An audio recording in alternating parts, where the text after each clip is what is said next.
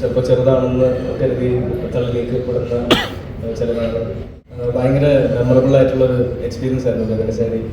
എനിക്ക് നേരത്തെ പറഞ്ഞിട്ടുണ്ട്, എനിക്ക് പാപ്പൻ സിനിമയിൽ അഭിനയിക്കാനായിട്ടുള്ള ഒരു ട്രെയിനിങ് സെഷനായിരുന്നു ഞാൻ ഗണേഷ് സാറിൻ്റെ കൂടെ ഗഗനചാരി വർക്ക് ചെയ്യുമ്പോൾ ഞാൻ ഗണേഷ് മാറില്ല. പക്ഷെ എനിക്ക് നിങ്ങളുടെ അടുത്ത് അഭിസംബോധന ചെയ്യുമ്പോൾ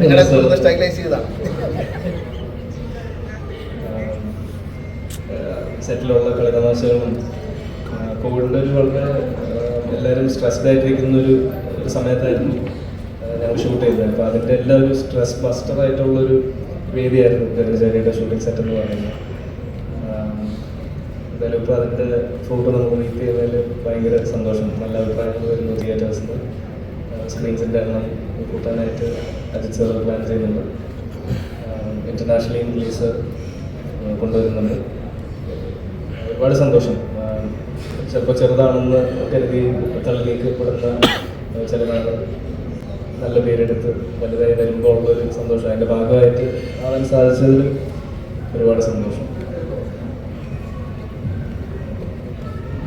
എനിക്ക് അനാർക്കിക്ക് മനസ്സിലായി കേട്ടോ. ഞാൻ ഏരിയലായിട്ടേ കണ്ടിട്ടുള്ളൂ, ഇപ്പോഴാണ് നോർമലായിട്ട്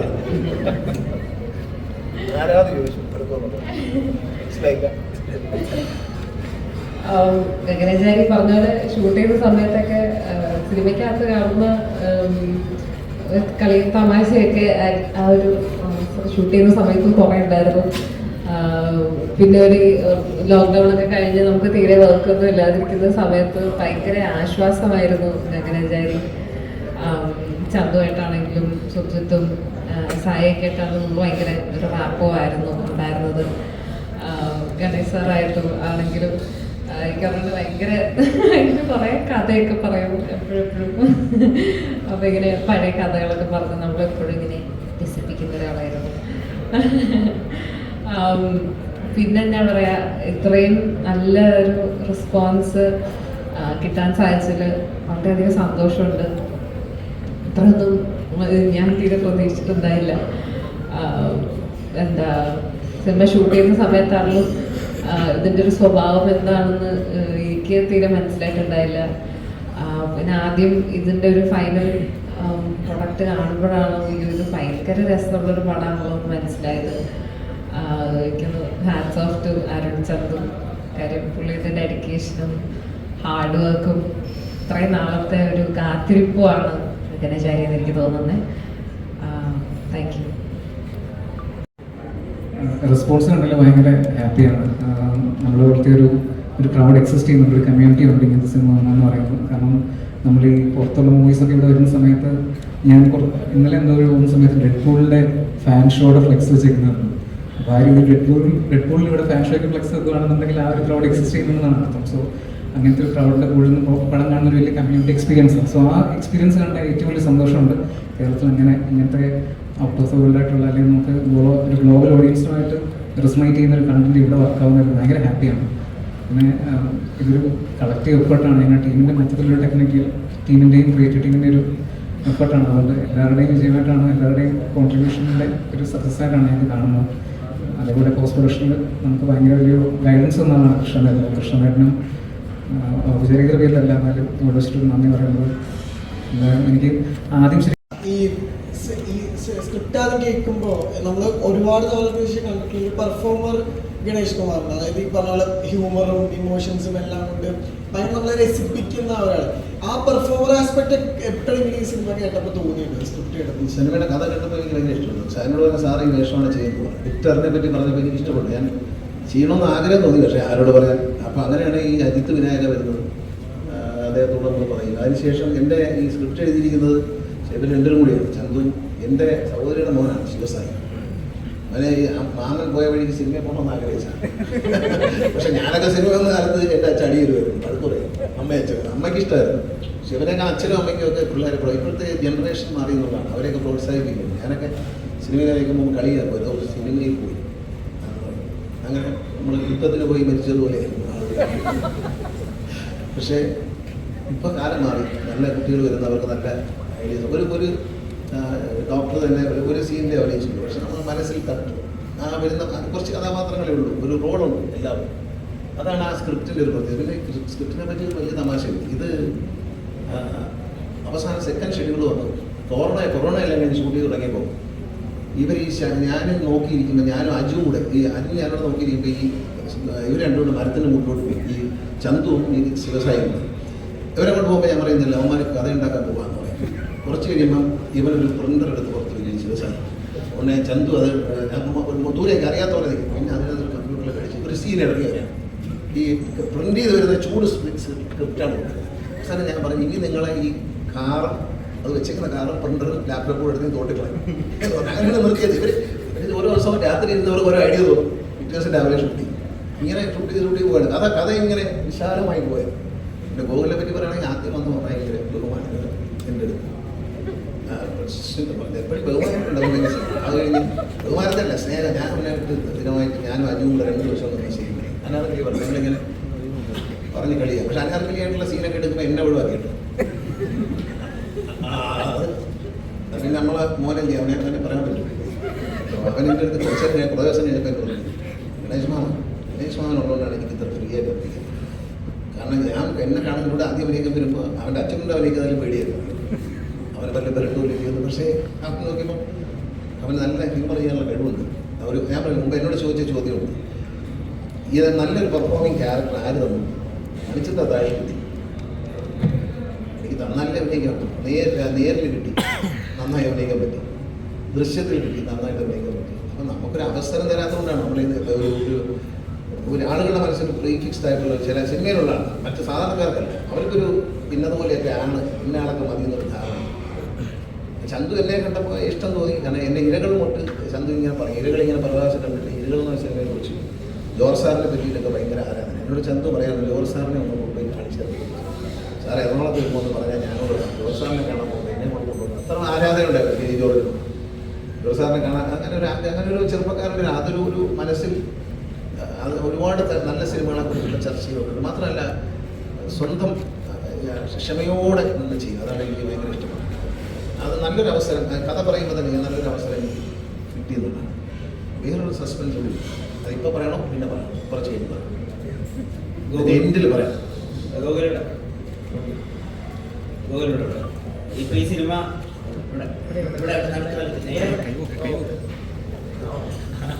ഈ സിനിമ റിലീസിന് ശേഷം ഒരു ഏലിയനെ വല്ലാതെ കണ്ടിഷ്ടപ്പെടുന്ന ഒരു ഉപകാരവും ഇല്ലാത്തൊരു സിനി ഫൈൽ അത് ഞാനാണ്, അലനിസ്മി എന്ന് പറഞ്ഞിട്ട് ഇവിടെ #കളൊക്കെ ട്വിറ്ററിൽ ട്രെൻഡ് ആവുന്നുണ്ട്.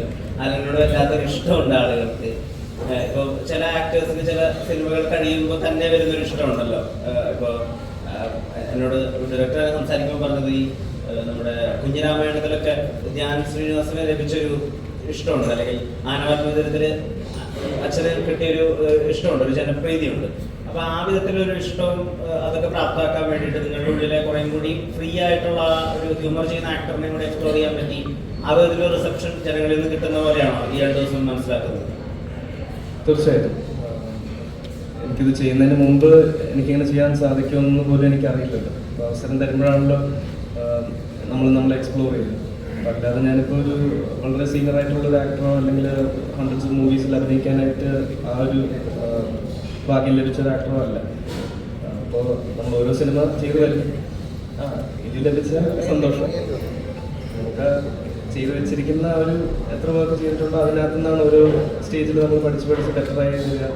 പിന്നെ നമ്മൾ കൂടെ ആക്ടേഴ്സായിട്ട് വരുന്ന സ്റ്റാർസും അത് നമുക്ക് തരുന്ന ഒരു കോൺഫിഡൻസ്, അതിൽ നിന്നാണ് നമുക്ക് കൂടുതൽ നമ്മൾ എക്സ്പ്ലോർ ചെയ്യാനായിട്ട് തോന്നുക. അല്ലെങ്കിൽ ചിലപ്പോൾ ഞാൻ കുറച്ച് ഇൻഹിബിഷൻസ് ഒക്കെ ഉള്ള ആളാണ്. അപ്പോൾ എനിക്ക് കുറച്ച് ചമ്മലൊക്കെ വന്നാൽ ചിലപ്പോൾ എനിക്ക് അതെ കോമ്പിനേഷൻ മജുവേട്ടനും അനാർക്കലിയും അരുൺചേട്ടനും ശിവസായും എല്ലാവരും ഭയങ്കര എന്നെ, കാരണം കുറച്ച് നമുക്ക് ചമ്മൽ വരുന്നൊരു സാധനമാണ് ഞാൻ അതിൽ ചെയ്തിട്ടുള്ളത്. കുറച്ചൊരു ജാള്യത തോന്നുന്നൊരു ക്യാരക്ടർ പോലെ സ്വന്തമായിട്ട് ചെയ്യുമ്പോൾ ഇത് ക്രിഞ്ചാണോ എന്നൊക്കെ ഇങ്ങനെ തോന്നുന്ന പോലത്തെ ഒരു ക്യാരക്ടറാണ്. അപ്പോൾ അതിൻ്റെ ആ മീറ്റർ പിടിക്കാനായിട്ട് നമുക്ക് ആ കോൺഫിഡൻസ് തരുന്ന എൻറ്റയർ ക്രൂ ആൻഡ് കാസ്റ്റ്, നമ്മുടെ കോ ആക്ടേഴ്സ്, ആ ഒരു സപ്പോർട്ട് കിട്ടുന്നതുകൊണ്ടാണ് നമുക്കും ഓക്കെ ഇത് ഓക്കെയാണ്, വർക്ക് ആവുന്നുണ്ട്.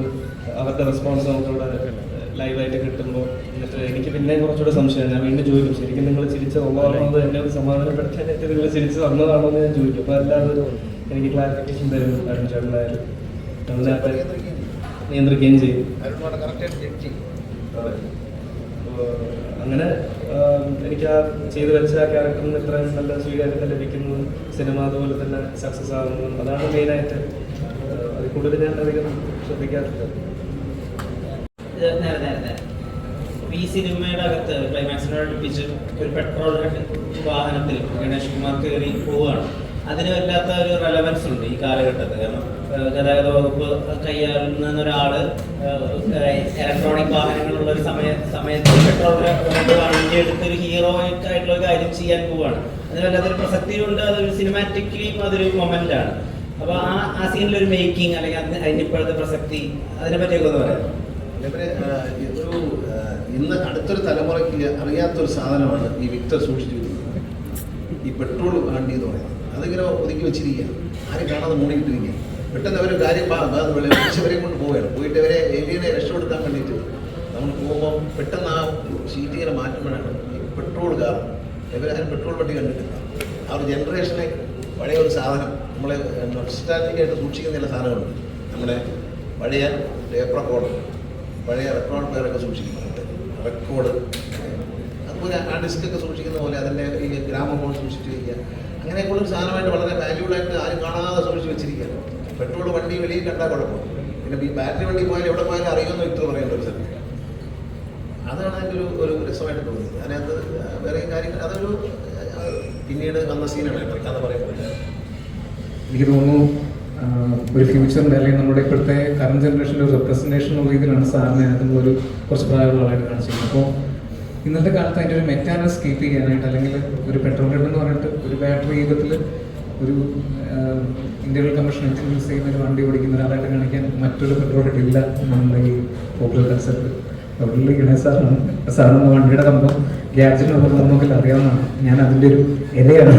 എന്നെ ഇടയ്ക്ക് തൃശ്ശൂരൊക്കെ വിടും പഴയ മറ്റേ 50 രൂപ ട്രേപ്പ് റെക്കോർഡൊക്കെ വാങ്ങാനായിട്ടൊക്കെ. അപ്പോൾ ഇതുപോലത്തെ കളക്ഷൻസ് മേടിച്ചെന്ന് കഴിഞ്ഞാൽ മറ്റേ സയൻറ്റിസ്റ്റിൻ്റെ റൂമിലിരിക്കും കുറേ ഐറ്റംസ് ഉണ്ട്. ഞങ്ങൾ തന്നെ കൊട്ടാരക്കരയുള്ള ടോണി സ്റ്റാർക്ക് വിളിക്കാം.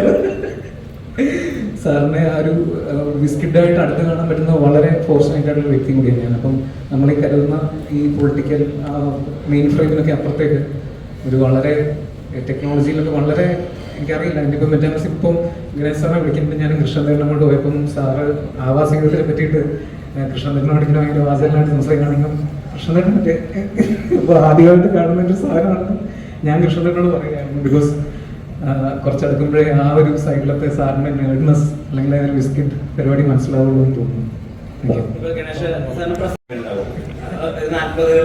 എങ്ങനെയൊക്കെയാണ് ജീവിക്കുക ആ രീതിയിലാണല്ലോ അത് പ്രസന്റ് ചെയ്തിട്ടുള്ളത്.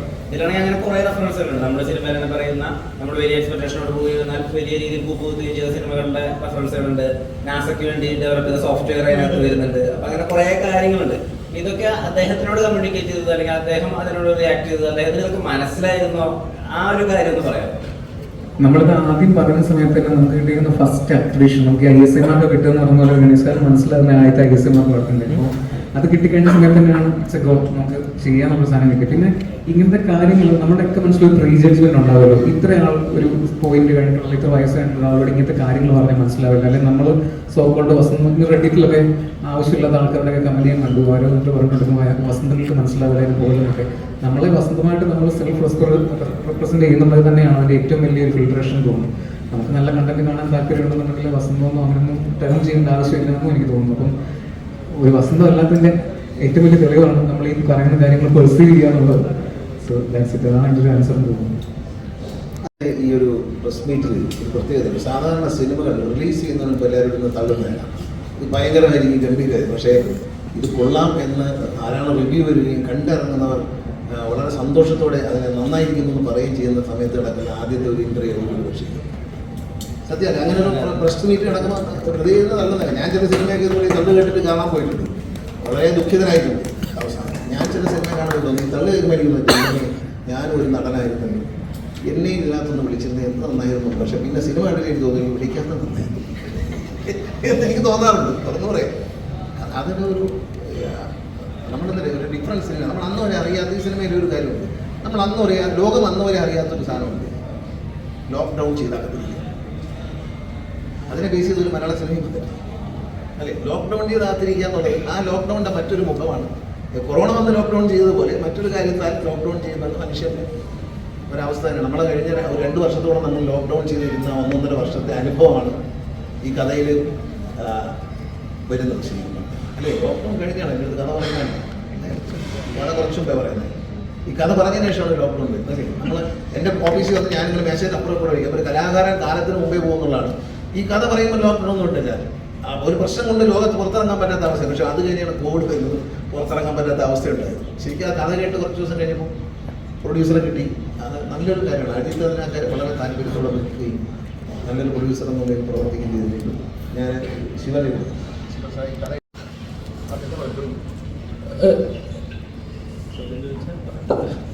ഈ സിനിമയുടെ റൈറ്റിങ്ങിനകത്ത് പോയിട്ടുള്ള ഒരു വിധമുണ്ടല്ലോ, വളരെ ഫ്യൂച്ചറിസ്റ്റിക് ആയ, വളരെ ടെക്നിക്കലി അല്ലെങ്കിൽ തിയററ്റിക്കലി ഒക്കെ കുറച്ച് ഹെഡായിട്ടുള്ള കാര്യങ്ങളാണ് ഇതിൽ പറയുന്നത്. തിയറീസ്, ഏരിയൻസിന്റെ തിയറീസ് ആയാലും പൂച്ച റെഫറൻസ് ആയാലും ഒക്കെ കുറച്ച് കോൺസ്പിറസി തിയറീസ് ഒക്കെ ഇൻവോൾവ് ചെയ്തിട്ടുണ്ടായിരുന്നു. പക്ഷെ നിങ്ങൾ അതിനെ ഏറ്റവും ലോക്കലി ഗ്രൗണ്ടഡ് ആക്കി, റൂട്ടഡ് ആക്കി, ഇപ്പോഴത്തെ കുട്ടികളൊക്കെ പറയുന്ന സിനിമ റെഫറൻസുകളൊക്കെ വെച്ചിട്ട് അതിനെ പ്ലേസ് ചെയ്തിട്ടുണ്ട്. സോ ഇതിപ്പോ എത്ര ഡ്രാഫ്റ്റുകൾ പോയിട്ടുണ്ട് ആ എഴുത്തിലേക്ക്, എത്ര ഇൻഡെപ്ത് അത് സാധാരണക്കാരന് മനസ്സിലാവണം, എന്നാൽ ഈ പറഞ്ഞ കോൺസ്പിറസി തിയറി അരച്ചാലിക്ക് കൃഷ്ണത്തിനെ പോലുള്ള ആളുകൾക്ക് മനസ്സിലാവണം. അങ്ങനെ ഒരു ഇത് കോൺസ്പിറസി തിയറിന് ഈ ഒരു സംഭവങ്ങളൊക്കെ നമ്മൾ ഇപ്പം ഡെയിലി കോൺവെർസേഷൻ്റെ ഭാഗമായിട്ട് തന്നെ നമ്മൾ ഡിസ്കസ് ചെയ്യുന്ന സാധനമാണ്. ഞാൻ ചന്തു ചേട്ടനും ഇങ്ങനെ ഇവിടെ അങ്ങനെയാണ് ഇപ്പം നാസർ ഈ ഒരു സംഭവം ഉണ്ടായിരുന്നൊക്കെ. അപ്പം അതൊക്കെ നമ്മൾ ഒരു സീനിൽ 2 കഥാപാത്രങ്ങൾ തമ്മിലുള്ള സംഭാഷണം വരുമ്പോൾ ആ കോണ്ടെക്സ്റ്റിൽ ഇതങ്ങ് ഉൾപ്പെട്ട് പോവുകയാണ്. നമ്മളത് എഴുതുമ്പോൾ ഓർഗാനിക്കായിട്ട് സംഭവിക്കുന്നത് തന്നെയാണ്. പിന്നെ ഇതിൻ്റെ മെയിൻ റൈറ്റിംഗ് ചാലഞ്ച് എന്ന് പറയുന്നത് ഇതിൻ്റെ ഒരു ഫോർമാറ്റ് നിങ്ങളെല്ലാവരും ശ്രദ്ധിച്ചിട്ട് പോലെ ഒരു മോക്യുമെൻ്ററി എന്നുള്ളൊരു ഫോർമാറ്റാണ്. അപ്പോൾ ഈ ഓഫീസ് പോലത്തെ TV സീരീസുകളിലൊക്കെ അതായത് കഥാപാത്രങ്ങൾ ക്യാമറയെ നോക്കി ഒരു കമൻട്രി കൊടുക്കുന്ന പോലത്തെ ഒരു ഫോർമാറ്റാണ്. അപ്പോൾ അത് സ്ക്രിപ്റ്റിലോട്ട് വരുമ്പോഴും അത് മലയാളം ഡയലോഗ്സ് എഴുതുമ്പോഴും അതിൻ്റേതായിട്ടുള്ള ബുദ്ധിമുട്ടുകളും കാര്യങ്ങളൊന്നും ഈ ഫ്യൂച്ചറിസ്റ്റിക് ആസ്പെക്റ്റുകളും കാര്യങ്ങളൊക്കെ നമുക്ക് അദ്ദേഹം ഭയങ്കര ഒരു സ്പേസിൻ്റെ വലിയൊരു ഫാനാണ്. ഭയങ്കര സ്പേസ് സൈഫൈ ടെക്നോളജി, ഞാനും അതെ. അപ്പം അതുകൊണ്ട് ആ ഒരു കാര്യത്തിൽ വലിയ ബുദ്ധിമുട്ടുണ്ടായിരുന്നു. നമുക്ക് ആ ഒരു സൈഡ് ഓൾറെഡി ഉണ്ടായിരുന്നു. എനിക്ക് തോന്നുന്നു ശിവയുമായിട്ടുള്ളൊരു മെയിൻ റൈറ്റിങ്ങിൻ്റെ ഒരു എക്സ്ചേഞ്ച് പോയിക്കൊണ്ടിരുന്നത് നമ്മൾ ആദ്യം ഇങ്ങനത്തെ കാര്യങ്ങൾ സംസാരിക്കുന്ന മുമ്പ് ഒരു ഗ്രൗണ്ട് വർക്ക് ഉണ്ടാവുമല്ലോ. നമ്മൾ ഈ കാര്യത്തെ പറ്റിയിട്ട് നമ്മളൊരു ഫ്ലോ ചാർട്ട് ഉണ്ടാക്കുന്ന പോലെ നമ്മൾ മൈൻഡ് മാപ്പിംഗ് ഉണ്ടാവും. ഈ മൈൻഡ് മാപ്പിംഗ് ആവശ്യം വന്നിട്ടില്ല ശരിക്കും പറഞ്ഞാൽ. കാരണം ഞങ്ങൾക്കിടയിൽ അങ്ങനത്തെ ടോക്സ് തന്നെ ഇങ്ങനത്തെ ഒരു വേൾഡ് എക്സിസ്റ്റ് ചെയ്യുന്നുണ്ട്. സോ ഞങ്ങൾ രണ്ടുപേരും ഇതിനകത്ത് കുറച്ച് ലോസ്റ്റ് അങ്ങനത്തെ ഒരു വേൾഡിനകത്തും. അപ്പം പുറത്തുള്ള ഈ ഇമ്മീഡിയറ്റ്ലി നമ്മൾ കാണുന്ന കൈൻഡ് ഓഫ് ഒരു മുഖ്യധാരയുടെ രാഷ്ട്രീയ പ്രശ്നങ്ങൾ ബാക്കിയുള്ള കാര്യങ്ങളൊന്നും നമ്മളെ എങ്ങനെ അഫക്റ്റ് ചെയ്യാറോ നമ്മൾ ഡെയിലി ടോക്സ് വരാറില്ല. അതല്ല നമ്മൾ സംസാരിക്കുന്ന കുറച്ചുകൂടെ ബെറ്റർ കാര്യങ്ങളാണ്. മേ ബി ഒരു ഗ്ലോബലി നമുക്ക് ഭയങ്കര ഒരു വലിയ കാര്യമായിട്ട് തോന്നുന്നതാണ് കാര്യങ്ങളാണ് നമ്മളോട് സംസാരിക്കാറ്. അപ്പോൾ ഈ ശരിക്കും പറഞ്ഞാൽ ഞങ്ങളുടെ റൈറ്റിങ്ങിൻ്റെ പ്രോസസ്സും അതിൻ്റെ ഒരു ഔട്ട്കം വന്ന് നിൽക്കുന്ന ശരിക്കും പറഞ്ഞാൽ പോസ്റ്റ് പ്രൊഡക്ഷനിൽ കൃഷ്ണദേവൻ ഇൻവോൾവ് ആകുന്ന ഒരു സ്പെസിഫിക് പോയിന്റ് ഒന്നുമില്ല. കാരണം ഇത്രയും നമ്മളെ അഴിച്ചുവിട്ട പോലത്തെ ഭയങ്കര ക്രേസി ആയിട്ടുള്ള റിക്കാമോട്ടി അല്ലെങ്കിൽ എവരിത്തിങ് ഒരു ഓർഗോൺസിൻ്റെ ഒക്കെ ഒരു കൈൻഡ് ഓഫ് ഒരു പാറ്റേണിൽ പോയിരിക്കുന്ന സാധനം കൃഷ്ണദേവൻ്റെ മുന്നിൽ അവിടെ ഒരു എന്താ പറയുക ഭയങ്കര വളർന്നിരിക്കുന്ന കാട് വെട്ടി ഒതുക്കി ഒരു മൈതാനമാക്കി നമുക്ക് പറഞ്ഞ പോലത്തെ ഒരു ഹെൽപ്പ് ഒരു കൊമേഴ്ഷ്യലി പാക്ക് ചെയ്യാൻ കണ്ടതിന് ശേഷം സുരേഷ് ഏട്ടൻ പറഞ്ഞു ഗണേഷ് കുളിച്ചു എന്നൊരു ഇത് വന്നിട്ടുണ്ട്. അപ്പം സുരേഷ് ഏട്ടൻ വിളിക്കുകയോ അല്ലെങ്കിൽ മെസ്സേജ് ചെയ്യോ ഈ പടം കണ്ടതിന് ശേഷം എന്തെങ്കിലും? സുരേഷ് വീട്ടിൽ വെച്ചാൽ പടം കണ്ടപ്പോൾ എന്നോട് പറഞ്ഞു നീ നന്നായിട്ടുണ്ടെന്ന് പറഞ്ഞു. എൻ്റെ അടുത്ത് വിളിച്ചു നീ നന്നായിട്ട് ഞാനത് പറഞ്ഞു അവരടുത്ത് പറഞ്ഞു. സായിയും ഗൂഗിളൊക്കെ ഉണ്ടായിരുന്നു. എന്നോട് ഫോണിൽ വിളിച്ചപ്പോൾ ഞാൻ പറഞ്ഞു ഞാൻ പടത്തെ നന്നായിട്ടുണ്ട്. അതൊരു സന്തോഷമുള്ള കാര്യമായിരുന്നു. കാരണം ഞാനത് അങ്ങനെ പടം ചെയ്തിട്ട് ഒരു നല്ലൊരു അപ്രീസിയേഷൻ വരുന്നു എന്ന് പറയുമ്പോൾ ഏതൊരു കലാകാരനെ ഏറ്റവും താല്പര്യമുള്ള കാര്യം. ഇതിൽ നമ്മൾ വിട്ടുപോകാതെ ഞങ്ങളുടെ ഈ ഷൂട്ടിങ്ങിനിടയിൽ ഏറ്റവും വലിയൊരു വൈബ് ഉണ്ടാക്കിയത് നാറ്റുകൂടെ ഇല്ലാത്തൊരു വിഷമം. ആറ്റുവാണ് ഇതിൻ്റെ ഇടയിൽ നിറഞ്ഞ ആ ചെറിയ മുറിക്കകത്ത് നിറഞ്ഞ എന്നൊരു ഈ വീടിൻ്റെ ഐശ്വര്യം എന്നൊന്നും പറയാൻ പറയാം. അത്തരത്തിൽ ഈ വീടിൻ്റെ ഐശ്വര്യമായിട്ട് നിൽക്കുകയും ഓരോ ഞാനും ആ ബെഡിൽ കിടക്കുന്ന വരുന്ന സീനൊക്കെ അജു വന്ന് ബഹുമാനവും കാണിക്കുന്നുണ്ട്. പിന്നെ കളരിപ്പായിട്ട് വളരെ രസകരമായ കാര്യം എന്ന് പറയുന്നത് ഇതിൻ്റെ ഷൂട്ടിംഗ് നടക്കുമ്പോൾ പറഞ്ഞ ശരിയാണ് കുറേ സീനൊക്കെ ഉണ്ടായിരുന്നു. ഒരു സീനുണ്ടായിരുന്നു അതിന് വേറെ മറന്നു പോകാൻ പറ്റാത്ത 2 പേര്. ഒന്ന് മല്ലിക സുമാർ, മല്ലിക ചേച്ചിയാണ്. മല്ലിക ചേച്ചിയുടെ ഒരു ശബ്ദം ഞങ്ങൾ ലളിത ചേച്ചിയാണെന്ന് നോക്കാൻ പോയത്. പക്ഷേ ലളിത ചേച്ചി അപ്പോഴത്തേക്കും സുഖമില്ലായിരുന്നു. പക്ഷേ മല്ലിക ചേച്ചിയുടെ പ്രസൻസ് ഭയങ്കര ഫീൽ ചെയ്യുമ്പോൾ ഈ ഒരു സീനുണ്ടായിരുന്നു. അതിൽ പറയുന്നത് ഈ അനാർക്കലിയുമായിട്ട് ഈ ഏലിയനുമായിട്ട് സ്നേഹത്തിലെത്തി ഞാൻ അപ്പോൾ ഇവര് പിന്നെ ഡോക്ടർ അനീന വരും, ഒരു സീനിൽ വരുന്നുള്ളൂ. അത് ഈ ക്ലബിൽ നിന്ന് വിളിച്ചുകൊണ്ട് വന്നിരിക്കും. പെട്ടെന്ന് അവരെ വശീകരിച്ചെടുത്തിട്ട് യവന്മാരെ ഡ്രിബിളിലാണ്, കഥവിൻ്റെ വെളിയിലാവും. അപ്പോൾ ഇയാളങ്ങ് ആഹാരമൊക്കെ എല്ലാം ഈടയില്ല വിളിക്കുക. അങ്ങനെ ഇരിക്കുമ്പോൾ ഈ രാഘവൻ, മറ്റൊരു കഥാപാത്രം, രാഘവത്തിന് ശബ്ദം കൊടുത്താരാണെന്ന് എബ്രഹാം ഒരാളാണ്, വളരെ മനോഹരമാണ് രാഘവൻ. അതിലൊരു തമാശയായിട്ട് പറയുന്നുണ്ട്, നാസയിൽ നിന്ന് വന്ന ശമ്പളം കിട്ടാതെ വന്ന ഒരു കൊട്ടാരക്കരക്കാരൻ്റെ ഞാനൊരു കുറഞ്ഞ വിലയ്ക്ക് നിന്ന് വാങ്ങിച്ചതാണ് ഇവനെ എന്ന് പറയുന്നത്. അപ്പോൾ അതൊക്കെ വേറെ രസകരമായ പഞ്ചതറ. എൻ്റെ നാട്ടിൽ പത്തനാപുരത്തേക്ക് ഇപ്പോൾ ഭയങ്കര ഒരു ട്രോളുണ്ട്. എന്താണെന്നറിയാം, എൻ്റെ ഓഫീസിലെ കാര്യങ്ങൾ നോക്കുന്ന രണ്ടാണ് ഞാനുള്ളപ്പോഴും ഇല്ലാത്തത്. ഒരാൾ ഒരു സ്വാഭാവികരാണ്, മറ്റൊരാളെന്ന് പറഞ്ഞാൽ ഒരു 120 കിലോ തൂക്കുന്നു, ഒരു 6 അടി പൊക്കവും കുഞ്ഞുങ്ങളുടെ മനസ്സുള്ള ഹാരിസ്ത്രാണ്. ഇതിൽ പറയുന്നുണ്ട് രണ്ടമ്മമാരും അത്ര ശരിയല്ല. പിന്നെ ജോലിയൊക്കെ ചെയ്യുന്നതുകൊണ്ട് നമ്മൾ ഇത് ആളുകൾ എഡിറ്റ് ചെയ്തിട്ട് തിയേറ്ററിൽ നിന്ന് ഷൂട്ട് ചെയ്തിട്ട് ഇത് എഡിറ്റ് ചെയ്ത് അവിടെ ഇപ്പോൾ ട്രോളാണ്. കാരണം തടിയൻ അവനെന്തെങ്കിലും എന്തുമായാലും വരും എന്നൊക്കെ പറയണ്ടേ. ആ സാധനം എഡിറ്റ് ചെയ്തിട്ട് എൻ്റെ ഓഫീസിലെ കാര്യം കണ്ടിട്ടിരിക്കുകയാണ്. കാരണം ഞാൻ അവരെ പറ്റി കമൻറ്റ് പറയുന്നത് അവരൊക്കെ കുട്ടിശ്ശേരിയാണ്, സന്തോഷം ഉണ്ടെന്നില്ല. നാട്ടുകാരൻ ഉണ്ടാക്കിയ ഒരു ട്രോളാണ്. അതൊരു അറിയാതെ പറയുന്ന ഒരു സാധനം, അത് കറക്റ്റായിട്ട് സിനിമ ചെയ്യുന്നുണ്ട്, കോറിലേറ്റ് ചെയ്യണം.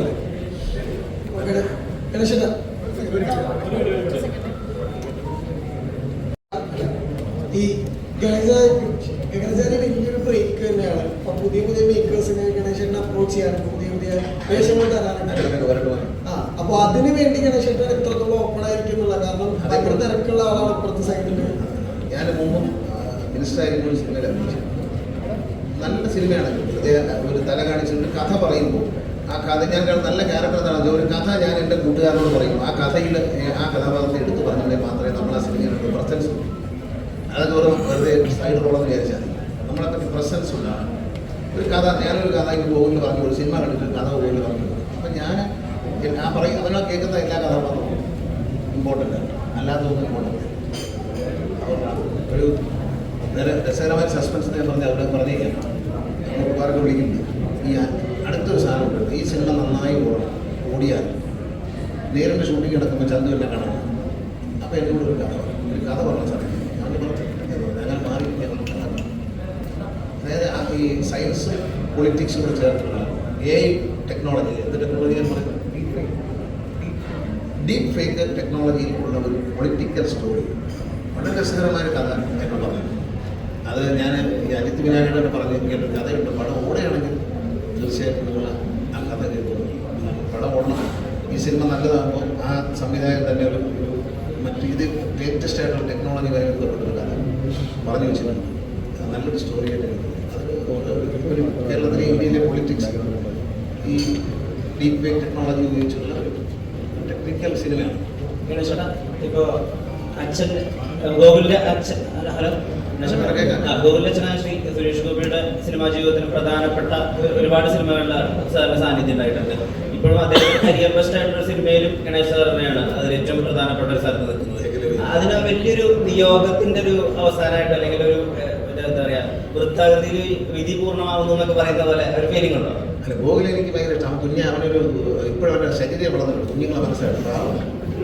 വെറും നമ്മളതേ പറയുമ്പോൾ നോക്കിയിരിക്കും, കുഞ്ഞുങ്ങളെ കഥ കേൾക്കുന്ന പോലെ ഇരിക്കും. നല്ല സുരേഷ് ഗോപി എൻ്റെ കൂടെ അഭിനയിക്കുന്ന ആദ്യം യുവജനോത്സവ സിനിമയിലാണ്. ഞാനതിലൊരു പോസിറ്റീവ് ക്യാരക്ടർ, സുരേഷ് ഗോപി വില്ലനായിട്ടാണ്. അന്ന് നമ്മൾ തുടങ്ങിയ സൗഹൃദമാണ്. പിന്നെ കൊച്ചുകാലത്ത് എനിക്കറിയാം, കുഞ്ഞിലേ അറിയാം. അപ്പോൾ അഭിനയിക്കാൻ വന്നപ്പോൾ എനിക്ക് നല്ല സന്തോഷമായി. നല്ല സുന്ദരനൊക്കെ അഭിനയിക്കാം, താടിയൊക്കെ വെച്ച് നല്ല സുന്ദരമായിട്ട് വന്നിരിക്കും. നല്ല രസമായിട്ട് അഭിനയിക്കുന്നു. അതുപോലെ പാപ്പൻ എന്ന സിനിമയിൽ എനിക്ക് വളരെ ഇഷ്ടപ്പെട്ടു. കാരണം വലിയ റോളൊന്നും ചെയ്യാനില്ലെങ്കിലും അവൻ്റെ പ്രസൻസ് ഫീൽ ചെയ്തു. അതുകൊണ്ടാണ് അത് നല്ല ഒരു നടനാണ്. തീർച്ചയായിട്ടും ഒരു നല്ല ഇതുണ്ടാവും. അതുപോലെ അനാർക്കലി ഒരു നല്ല പെർഫോമറാണ്. പലപ്പോഴും സംസാരിക്കുക, ഒരു ശബ്ദം പുറപ്പെടുവിക്കുക, വാതുറക്കാതെ എല്ലാ എക്സ്പീരിയൻസും, ദേഷ്യവും സന്തോഷവും സങ്കടവും പിണക്കവും എല്ലാം കാണിക്കുന്നു. മറ്റൊരു രസകരമായ സ്ത്രീ പൂച്ചയാണ്. ഈ പൂച്ചയെ കൊണ്ടുവന്നിട്ട് നല്ല മനോഹരമായ പൂച്ച. എനിക്കത് ഈ പൂച്ചയെ പേടിയാണ്, തൊടാൻ ഭയങ്കര ഇതാണ്. ഡോഗ്സുമായിട്ട് കുഴപ്പമില്ല, പക്ഷേ പൂച്ചയെ ഭയങ്കര. എൻ്റെ ചന്തു പറഞ്ഞു, സാറിൻ്റെ മടിയിലൊന്ന് ഇരുത്തണം, ഞാൻ നിങ്ങളുടെ അവിടെ ഇരിക്കട്ടെന്ന് പറഞ്ഞു. ഒരു ഫ്രണ്ടിൽ ടേബിളിൽ വെച്ച് പൂച്ച ചാടി ഓടി കളഞ്ഞു. പൂച്ചയുടെ ഇടയ്ക്ക് തിരിഞ്ഞ് നമ്മളെ നോക്കും, ആരടാ ഇത്. കുറേ പണിയെടുത്ത് നമ്മൾ ഈ പൂച്ച ഒന്ന് എൻ്റെ മടിയിലിരുത്താൻ. കാരണം പൂച്ചയ്ക്ക് മനസ്സിലായി അവനാണ് ഇരുത്ത് എന്നെ ഇഷ്ടമല്ലാത്ത ആളാണ്. അത് മനസ്സിലാക്കേണ്ടത് പൂച്ച ഇറങ്ങി പോകും, എന്നെ ഒന്ന് തിരിഞ്ഞു പോയി പൂച്ച ഇറങ്ങി. പൂച്ച അവസാനം ഞങ്ങൾക്ക് സെൻസറിൽ കളയേണ്ടി വന്നു, ആനിമൽ സർട്ടിഫിക്കറ്റ് കിട്ടാത്തതുകൊണ്ട് എല്ലാം ഹൃദയലായി. അതെന്നോട് പറഞ്ഞുകൊണ്ട് ഞങ്ങൾ ചെറിയൊരു തിയേറ്റർ ലിസ്റ്റ് ഉണ്ട് PVR ജസ്റ്റ് ഒന്ന് പോയിട്ടാണ്. ഞങ്ങൾ സാറിനെ ഒരുപാട് ആവേശം കിട്ടിയതാണ്. വെരി സോറി, അന്ന് ജസ്റ്റ് തിയേറ്ററിൽ പോയിട്ടാണ്.